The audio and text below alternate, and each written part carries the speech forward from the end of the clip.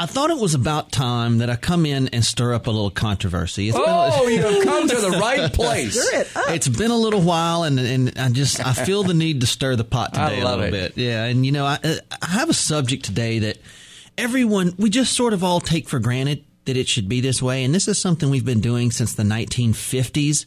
But I really think it's time at this point to re-examine it, and that is putting fluoride in our water supply. Oh, yeah. And you hear goods and bads, but it's been going on for decades. And did it really start in the 50s? It did. Actually, 40s, 50s is when we started doing this.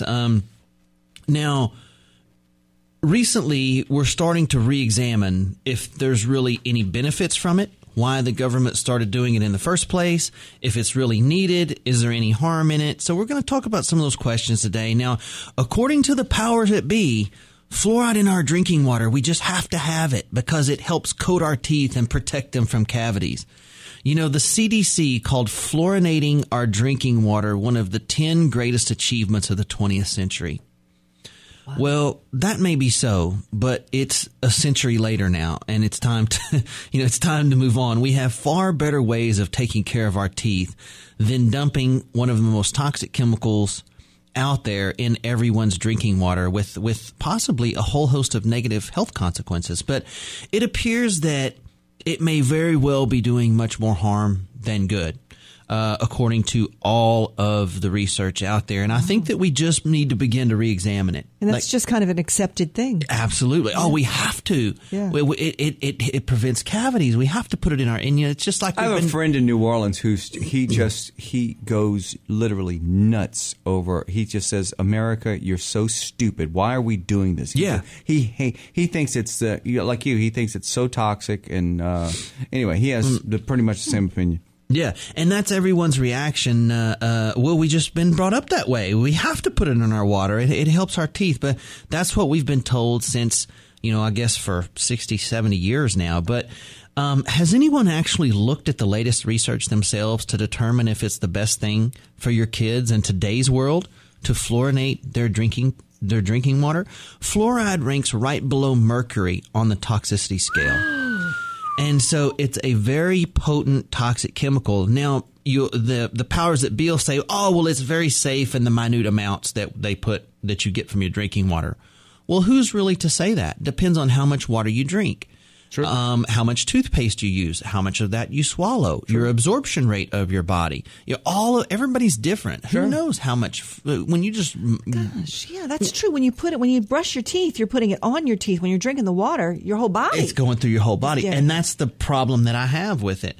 So, how did all of this begin? Well, can we back up just a second? Absolutely. Is fluoride is it beneficial to our teeth, and do we need it? Well, that's the big question. And just even in toothpaste, do we need fluoride? This is on in a lot of dentist offices. Yeah.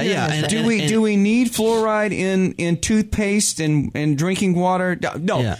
Do teeth need fluoride? Let me rephrase the question. There is studies that show that yes, it does help prevent cavities and it does help prevent some tooth decay. But do I need fluoride to have healthy teeth? No. Okay. However, it does help. Okay. It does help. Okay. Right. So this is my opinion. And my opinion based on some research that I've looked at. Now, listen, the dental field is wholeheartedly for fluoride. Okay. And they have some research on their side to back that up. And that's fine. As a wellness practitioner, from a health perspective, I think that there are better ways than to dump it in our city's water supply. That's my point for today. There are better ways to get it on your teeth. How do you feel about it in toothpaste? Well, that's certainly something that I think is a good idea in certain cases. So, in other words, with toothpaste, as long as you're not swallowing the toothpaste, it's fine. Mm-hmm.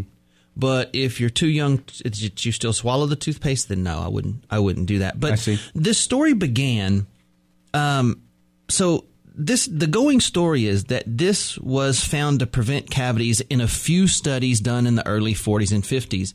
Now, none of those studies back then were done in a very thorough way, in my opinion. And the studies since then have some troubling aspects to them as well.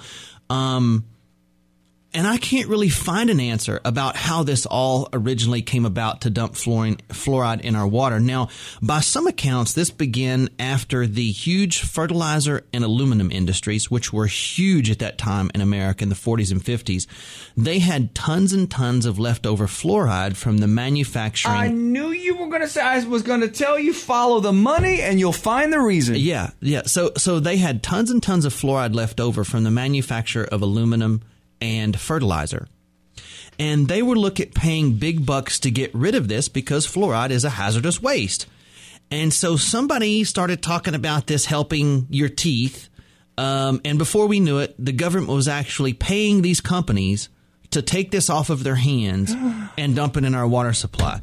Now, so instead of them paying to get rid of it, which is very expensive for them, because fluoride is a hazardous waste, the government bought it off of them, put it in our water supply because of the few studies that showed that it helped prevent dental problems. So I think what happened was someone had some friends pretty high up in the U.S. government. That's what I think. Follow the money. Yeah. Deb always says that. Now, even a more interesting conspiracy theory, and listen, I don't know if any of this is true or not. This is just the going theories that are out there. Sure. There's even conspiracy theorists that have brought up the fact that this type of fluoride is one of the main ingredients in Prozac, and its effect is to make society more controllable and easy to sort of do what you want against and them not putting up such a big fight. In fact, the Germans in World War II were the first ones to use fluoride in their water in order to make their population a little more followers, a little more lenient towards what they were trying to do. It's true. It's kind of like numbing. Yeah, it kind of is like that. Numbing a society. So it makes society docile and a little more easily to manipulate. I can think of a few people who could drink a little more. Yeah. And so why you gotta look over here? Yeah. And so here's the thing: the Germans were doing it in the 40s. We won the war. We took over all their secrets, and then magically in the 50s, we started fluorinating our water because it helps your teeth.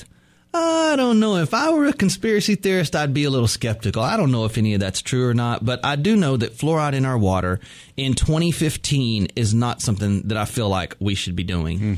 And I can't use conspiracy theories and innuendos. I have to use studied hard facts and my analysis if this is something good for our health or not.